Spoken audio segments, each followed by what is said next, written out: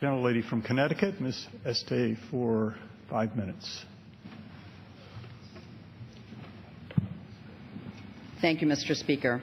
Mr. Speaker, I rise today to remind this House that Martin Luther King Jr. said, "A time comes when silence is betrayal."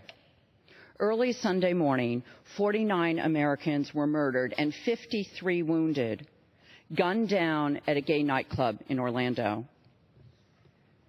As a nation, we grieve for the 49 Americans who were taken from us that day. Our hearts and prayers are with their loved ones and with all those who were wounded.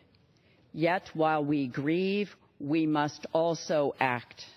This heinous, hateful attack had 3 important aspects, each of which we must acknowledge and address. Orlando was a hate crime. It was a terrorist attack, and it was committed with a gun that this individual should never have had. This terrorist attack was a hate crime, and if we ignore that brutal reality, if we are silent about it, then we disrespect the victims of this tragedy, their families, and LGBT Americans across this nation. So let's be very clear. On Sunday, an individual set out to kill LGBT Americans simply because of who they are. It was a direct attack on the LGBT community in a place where they gathered for safety and fellowship, and it was an attack on the Latino and Hispanic community as well. As the sister of a gay man, this attack is personal to me, but in reality, this attack is personal to all Americans. It's an attack on our families, our friends, our values. It's an attack on our diversity and our freedom. And as Americans, we do not back down from our values. We unite around them. We do not respond to hatred with hatred. And today, it's more important than ever to stand up proudly against discrimination in all forms, whether it's based on sexual orientation, on gender identity, religion, race, or anything else.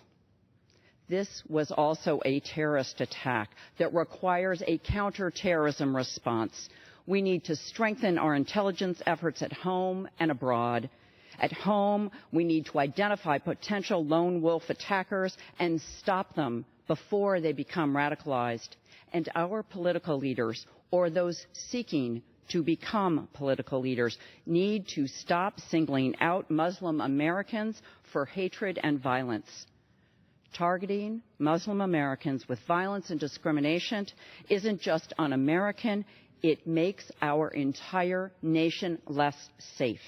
It gives ISIS a recruiting tool to radicalize individuals in this country and around the world. It puts families in this country in greater danger, and it puts our troops at greater risk.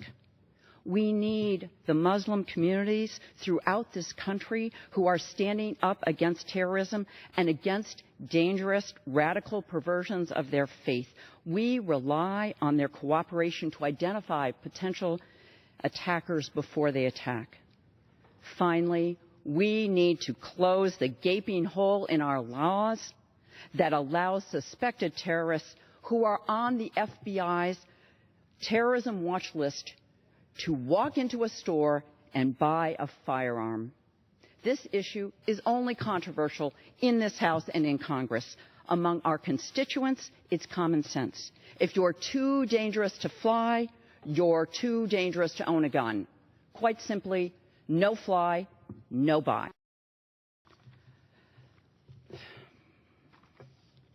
The time for silence is over. We in Congress have a sworn obligation to protect the people of the United States. Every day we fail to act is a failure to carry out our most basic duty. So, Mr. Speaker, I ask unanimous consent that the House bring up H.R.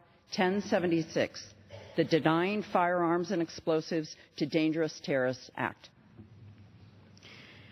Pursuant to the order of the House of January 5th, 2006, the House is in session solely for the purpose of conducting morning hour debate. Therefore, that unanimous consent request cannot be entertained. Mr. Speaker, I will stand here for the remainder of my time to protest the appalling silence of this House and its refusal to act in the face of this terrorist act. Gentleladies